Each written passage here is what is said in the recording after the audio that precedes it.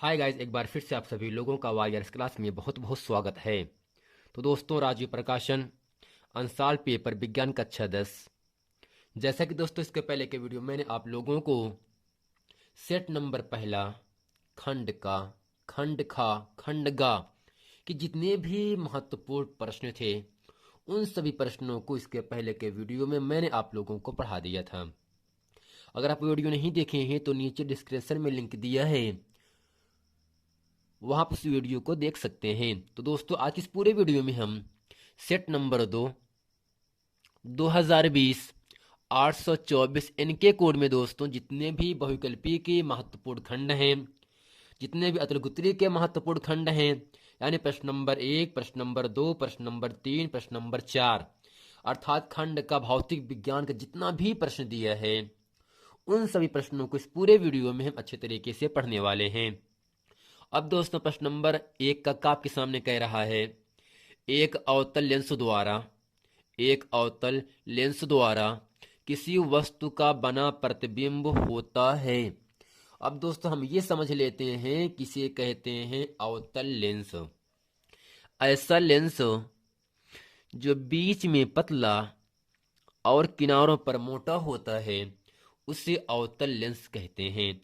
अर्थात दोस्तों, जो चित्र हम आपके सामने बनाए हैं इसमें किनारे काफी चौड़ा है लेकिन दोस्तों बीच में क्या है, पतला है। यानी ऐसा लेंस जो बीच में पतला और किनारों पर मोटा होता है और किनारों पर चौड़ा होता है उसे अवतल लेंस कहते हैं। तो अवतल लेंस द्वारा किसी वस्तु का बना प्रतिबिंब होता है। यानी दोस्तों कैसा होता है? ऑप्शन पहला है आभासी उल्टा व छोटा, दूसरा है आभासी सीधा व बड़ा, तीसरा है आभासी सीधा व छोटा, चौथा है आभासी उल्टा व बड़ा। तो दोस्तों, अवतल लेंस द्वारा किसी भी वस्तु का जो प्रतिबिंब बनता है वह दोस्तों आभासी बनता है, सीधा बनता है और दोस्तों वस्तु से छोटा भी बनता है। इसलिए दोस्तों ऑप्शन नंबर आपका तीसरा सही है। यानी अवतल लेंस द्वारा किसी भी वस्तु का प्रतिबिंब हमेशा आभासी, सीधा और वस्तु से छोटा बनता है। अब दोस्तों, प्रश्न नंबर ख के सामने यहां से कह रहा है, दूरदृष्टि दोष के कारण वस्तु का प्रतिबिंब बनता है। अब दोस्तों, हम ये समझ लेते हैं किसे कहते हैं दूरदृष्टि दोष। किसे कहते हैं? दूरदृष्टि दोष। जिसे कहते हैं दोस्तों हाइपरमेट्रोपिया भी कहते हैं इंग्लिश में। यानी जो आपका दूरदृष्टि दोष होता है इसे इंग्लिश में कहते हैं हाइपरमेट्रोपिया कहा जाता है। हाइपरमेट्रोपिया कहा जाता है। लेकिन जो आपका निकट दृष्टि दोष है उसे कहा जाता है मायोपिया कहा जाता है। तो जो आपका दूरदृष्टि दोष है दोस्तों, इसके कारण वस्तु का प्रतिबिंब कहां बनता है? तो हम समझते हैं किसे कहते हैं, दूरदृष्टि दोष। तो दोस्तों, ऐसा दृष्टि दोष जिसमें दूर की वस्तुएं स्पष्ट दिखाई देती हैं किंतु निकट की वस्तुएं यानी पास की वस्तुएं स्पष्ट दिखाई नहीं देती हैं, इसे ही दूरदृष्टि दोष कहते हैं। अर्थात दोस्तों, ऐसा दृष्टि दोष जिसमें निकट की वस्तुएं स्पष्ट दिखाई ना देती हूँ लेकिन दूर की वस्तुएं स्पष्ट दिखाई देती हूँ उसे कहते हैं दोस्तों दूरदृष्टि। तो यानी ऐसा दृष्टि दोष जिसमें दूर की वस्तुएं स्पष्ट दिखाई देती हूँ परंतु निकट की वस्तुएं स्पष्ट दिखाई ना देती हैं उसे दोस्तों कहते हैं क्या है, दूरदृष्टि दोष कहते हैं। और इस दोष को दूर करने के लिए व्यक्ति के नेत्र में हम उचित फोकस दूरी के उत्तल लेंस का प्रयोग करते हैं। अर्थात दोस्तों, दूरदृष्टि दोष को दूर करने के लिए उत्तल लेंस का उपयोग किया जाता है, जबकि निकट दृष्टि दोष को दूर करने के लिए हम अवतल लेंस का उपयोग करते हैं। तो दोस्तों, जब किसी व्यक्ति के नेत्र में दूरदृष्टि दोष पाया जाता है तब इस स्थिति में जो वस्तु का प्रतिबिंब बनता है वह दोस्तों ऑप्शन पहला रेटिना पर, रेटिना से आगे, रेटिना के पीछे नेत्र लेंस पर। तो दोस्तों, जब व्यक्ति के नेत्र में दूरदृष्टि दोष पाया जाता है तब वस्तु का जो प्रतिबिंब बनता है वह दोस्तों ऑप्शन नंबर आपका तीसरा रेटिना के पीछे बन जाता है। कहाँ दोस्तों बनता है? आपका रेटिना के पीछे आपका प्रतिबिंब स्पष्ट बन जाता है। लेकिन दोस्तों अब हम ये समझ लेते हैं रेटिना किसे कहते हैं। तो दोस्तों जो आपके रेटिना की परिभाषा होगा, रक्त पटल के ठीक पीछे, रक्त पटल के ठीक नीचे तथा नेत्र की सबसे अंदर की ओर एक पारदर्शी झिल्ली होती है जिसे रेटिना कहते हैं। वस्तु का प्रतिबिंब हमेशा दोस्तों कहाँ बनता है? रेटिना पर ही बनता है। तो दोस्तों आशा करते हैं प्रश्न नंबर 1 का और खा इस अच्छी तरीके से आप लोगों को समझ में आ गया होगा। अब दोस्तों चलते हैं प्रश्न नंबर ग पढ़ते। प्रश्न नंबर ग आपके सामने यहां से कह रहा है, दो चालक तार जिनके पदार्थ लंबाई तथा व्यास समान है, अर्थात जो आपका मोटाई है वो आपका समान है, किसी विद्युत परिपथ में पहले श्रेणी क्रम में और फिर समांतर क्रम में जोड़ा जाता है, श्रेणी क्रम तथा समांतर क्रम संयोजन में उत्पन्न ऊष्मा का अनुपात होगा। तो दोस्तों हमें करना क्या है? कोई चालक तार का मतलब यह होगा जिसमें धारा को प्रवाहित किया जा सके, वह दोस्तों आपका चालक तार होता है। जो आपका चालक तार है उसकी लंबाई और दोस्तों उसकी मोटाई दोनों क्या है? बराबर है, यानी जितनी लंबाई है उतना ही उसका मोटाई है। तो दोस्तों किसी विद्युत परिपथ में पहले उस चालक तार को श्रेणी क्रम में और फिर दोस्तों समांतर क्रम में जोड़ दिया जाता है। तो दोस्तों श्रेणी क्रम और समांतर क्रम में संयोजन में उत्पन्न ऊष्मा का अनुपात होगा। आइए दोस्तों चलते हैं प्रश्न नंबर ग। इस पूरे प्रश्न को अच्छी तरीके से हम हल करते हैं। अगर दोस्तों यहाँ पर दो प्रतिरोध हैं R1 व R2 हैं, तो दोस्तों इन दोनों प्रतिरोधों को एक बार श्रेणी क्रम में जोड़ा जाता है और फिर इसी प्रतिरोधों को जोड़ दिया जाता है समांतर क्रम में। अब दोस्तों यहां से लिखेंगे समांतर क्रम में जुड़े प्रतिरोध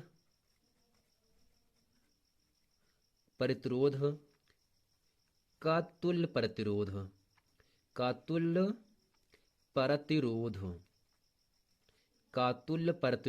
और दोस्तों फिर यहां से लिखेंगे श्रेणी क्रम में जुड़े प्रतिरोध का तुल्य प्रतिरोध।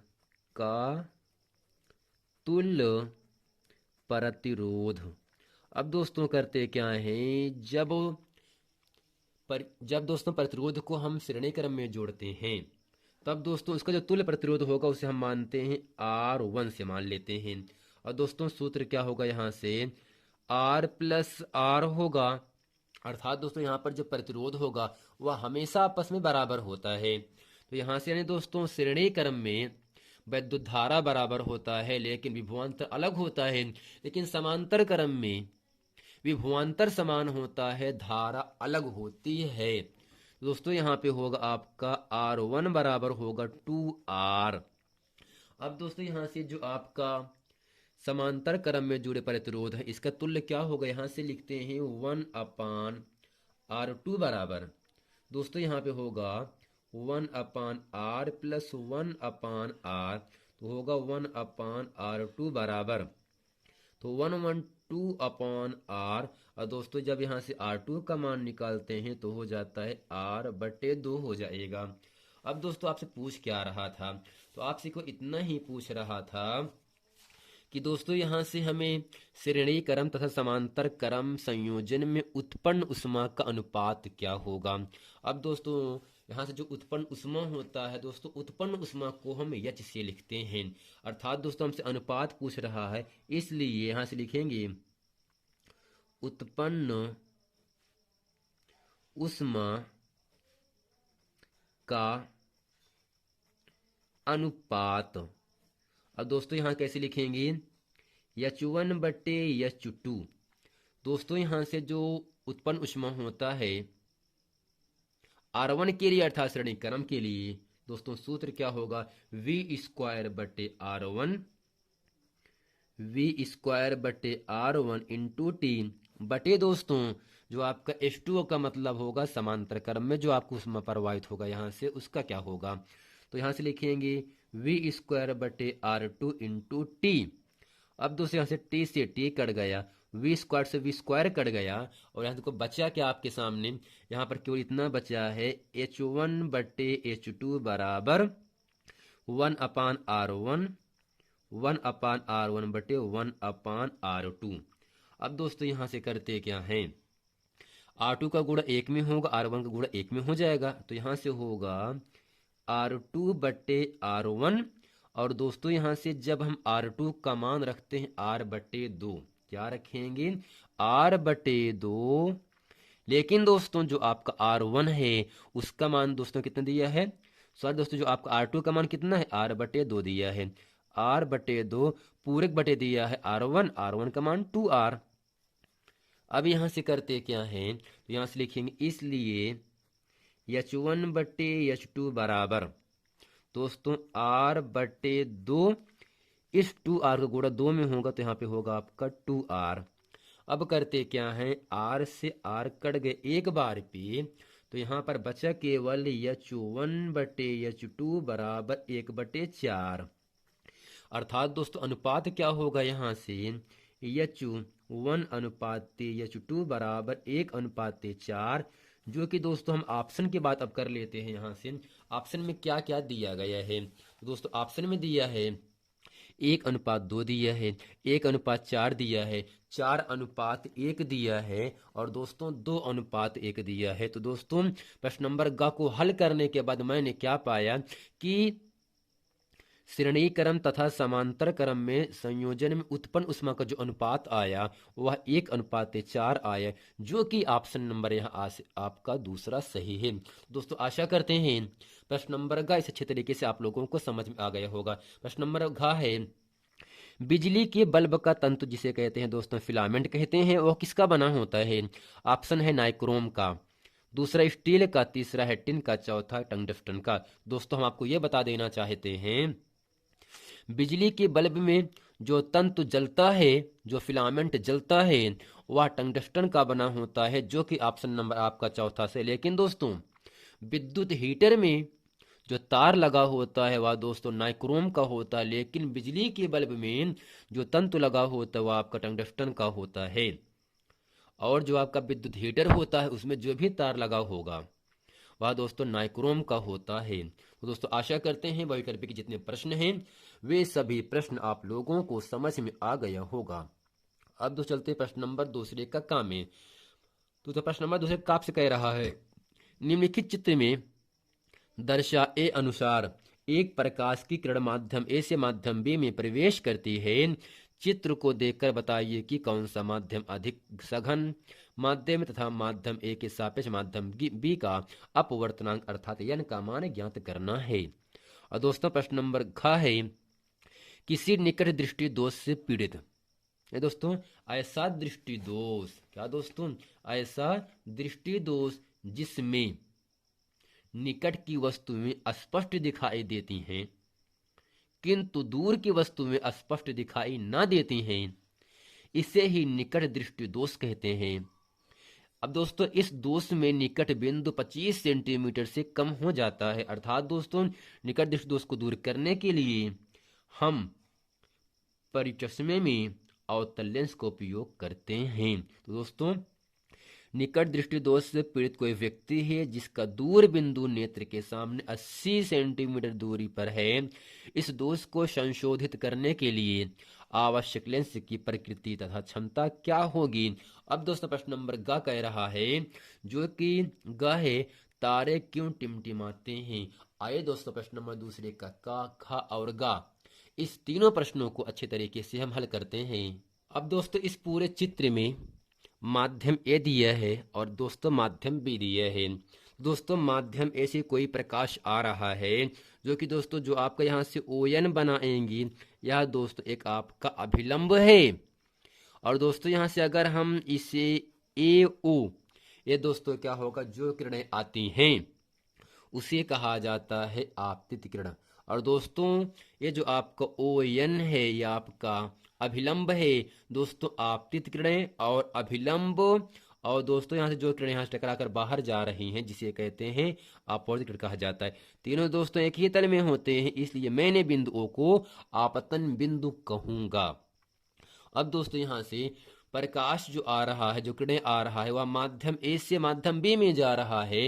लेकिन दोस्तों जब कोई प्रकाश किरण विरल माध्यम से चलकर सघन माध्यम में प्रवेश करता है, तब दोस्तों अभिलंब की ओर क्या होता है, झुक जाता है। दोस्तों कहने का मतलब ये हुआ, माध्यम ए से प्रकाश आ रहा है और माध्यम बी में प्रकाश जा रहा है, लेकिन दोस्तों इसी अभिलंब की ओर आना चाहिए, अभिलंब की ओर दोस्तों झुकना चाहिए, लेकिन दोस्तों ये अभिलंब से दूर भाग जा रहा है। अर्थात दोस्तों जब कोई प्रकाश किरण अभिलंब से दूर भागता है तो जिस माध्यम से आता है वह दोस्तों माध्यम आपका सघन माध्यम होगा। क्या दोस्तों होगा, अगर प्रकाश किरण अविलंब से दूर भागता, विलंब से दूर जाता है, तो जिस माध्यम में जाता है वह माध्यम आपका सघन माध्यम होता है, और जिस माध्यम में प्रवेश करता है वह दोस्तों माध्यम आपका विरल माध्यम होता है। दोस्तों माध्यम ए सघन हो गया और माध्यम बी दोस्तों क्या होगा, यहां से विरल माध्यम हो गया। अब दोस्तों हमसे पूछ क्या रहा है, तो दोस्तों हम यहां से अपवर्तनांक पूछ रहा है। अब दोस्तों कैसे अपवर्तनांक निकालते हैं, यानी n बराबर होगा यहाँ से साइन आई बटे साइन आर, और दोस्तों साइन आई होता है आपतन कोण की जया। अर्थात तो जो ओ एन ये दोस्तों अभिलंब है, लेकिन ए ओ क्या है दोस्तों, आपका आपतित किरण है। तो आपतित किरण और अभिलंब ओ एन के बीच जो झुकाव ये होता है दोस्तों, इसे कहा जाता है आई। आई का मतलब साइन आई। तो दोस्तों अगर पूरा कोण 90 होता है, अगर दोस्तों पूरा कोण क्या होगा, 90 होता है, अगर 90 में हम यही 60 घटा दें तो दोस्तों यही आपका आई का मान 30 आ जाएगा। ठीक दोस्तों, लेकिन दोस्तों नीचे भी वही काम होगा, पूरा कोण 90 होता है, अगर दोस्तों 90 में ये 45 घटाऊंगा तो ये कोण का मान आपको मिलेगा 45 डिग्री आ जाएगा। अर्थात दोस्तों साइन आई को आपतन कोण होता है और जो साइन आर होगा वह दोस्तों आपका अपवर्तन कोण होता है। अर्थात जो आपका साइन आई को कोण का मान लेते हैं वह ओ एन और ए ओ के बीच में जो भी झुकाव होगा उसको लिया जाएगा, और दोस्तों यहाँ से जो ओ बी है और दोस्तों यहाँ से ओ यम के बीच जो ये झुकाव होगा इसे कहते हैं अपवर्तन कोण। दोस्तों अपवर्तन कोण 45 निकला यहाँ से, जबकि आपतन कोण आई का मान दोस्तों कितना निकल गया, 30 अंश निकल गया। अब यहाँ से लिखेंगे, चूंकि माध्यम ए सघन है, माध्यम ए सघन है, ये दोस्तों आपका आंसर हो गया। अब दोस्तों यहां से हमसे पूछ रहा है अपवर्तनांक का मान क्या होगा, अर्थात एन का मान क्या होगा। एन का मान निकालने के लिए आई और आर दो कोण का मान दिया होना बहुत जरूरी होता है। तो यहां से लिखेंगे आपतन कोण, आपतन कोण जिसे दोस्तों लिखते हैं किससे, आई से। और दोस्तों जब आई से का मान निकालते हैं तब दोस्तों पूरा 90 होता है, 90 में दोस्तों यही 60 का मान घटाऊंगा, आपको मिल जाएगा दोस्तों 30 अंश। फिर यहां से लिखेंगे अपवर्तन कोण आर बराबर, अपवर्तन कोण आर बराबर दोस्तों 90 में अब दोस्तों हम ये घटाएंगे 45 तो ये कोण का मान निकल जाएगा। तो 90 माइनस 45 अंश बराबर दोस्तों होगा यहाँ से 45 अंश। अर्थात आई का मान 30, आर का मान 45, तो हमसे यन का मान पूछ रहा है। अब दोस्तों यन क्या होता है, यहाँ से लिखेंगे अपवर्तनांक, अपवर्तनांक यन का मान दोस्तों क्या होगा। अब दोस्तों आगे यहाँ से इसके हल में लिखेंगे, चूंकि यन बराबर साइन आई बटे साइन आर, तो यन बराबर होगा साइन आई का मान दोस्तों कितना दिया है 30, तो यहां से लिखेंगे साइन आई का मान 30 और साइन आर का मान दिए कितना है 45। अब दोस्तों करते क्या, यहाँ से साइन 30 का मान साइन 45 का मान रखते हैं, और साइन 30 का मान दोस्तों यहाँ पे क्या होगा, साइन 30 का मान होता है 1/2, 1/2, लेकिन जो साइन 45 होता है उसका मान होगा 1/√2। अब यहाँ से करेंगे यन बराबर 1/2 दोस्तों √2 ऊपर चला गया, एक आ गया नीचे, तो यहाँ पे होगा √2 एकन्नम √2 बट्टे आपका 2 हो गया। अब करते क्या है यहाँ से दोस्तों, तो यहाँ से जो आपका हर में 2 लिखा है, इसे लिख सकते हैं यहाँ से हम दोस्तों, क्या लिख सकते हैं, √2। इसे 2 को लिख सकते हैं √2 गुणे √2। इस दोस्तों √2 से √2 ये कट गए एक बार पे, तो n बराबर मिला 1/√2। दोस्तों 1/√2 क्या हो गया, इस पूरी आकृति में हमें अपवर्तनांक n का मान निकल गया। तो दोस्तों आशा करते हैं प्रश्न नंबर 2 का इसे अच्छे तरीके से आप लोगों को समझ में आ गया होगा। अब दोस्तों चलते हैं प्रश्न नंबर दूसरे का ख ज्ञात करते हैं। प्रश्न नंबर दोस्तों ख आपसे कह रहा है, किसी निकट दृष्टि दोष से पीड़ित व्यक्ति का दूर बिंदु नेत्र के सामने 80 सेंटीमीटर दूरी पर है।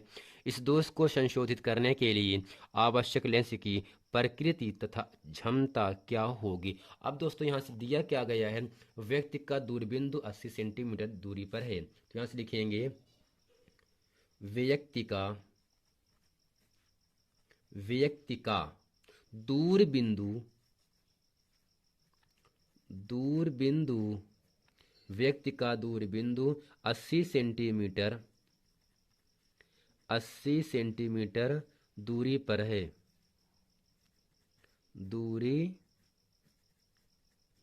है, अतः यदि अनंत पर रखी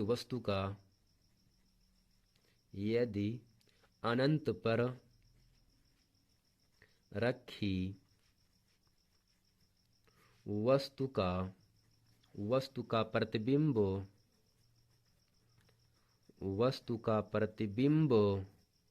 80 सेंटीमीटर दूरी पर बने तो 80 सेंटीमीटर दूरी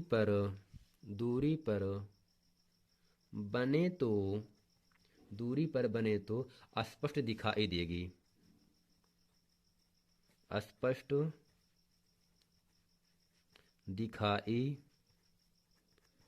देगी।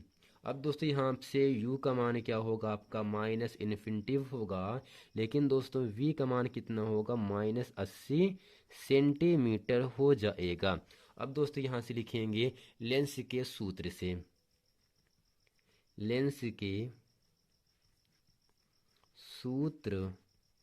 से दोस्तों सूत्र क्या होगा, 1/f बराबर 1/v माइनस 1/u।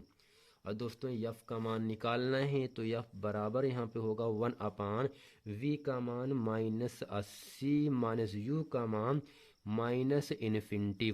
तो 1/f बराबर दोस्तों होगा -1/80 और दोस्तों माइनस माइनस प्लस 1/अनंत हो जाएगा। अब यहाँ से करते क्या है, 1/f बराबर -1/80, तो दोस्तों तिरछा गुणा करने पर f का मान मिलेगा -80 सेंटीमीटर। तो यहाँ से दोस्तों लिखते क्या है, अब दोस्तों इसकी प्रकृति में लिखेंगे, यहाँ से हेडिंग कर देंगे प्रकृति। अतः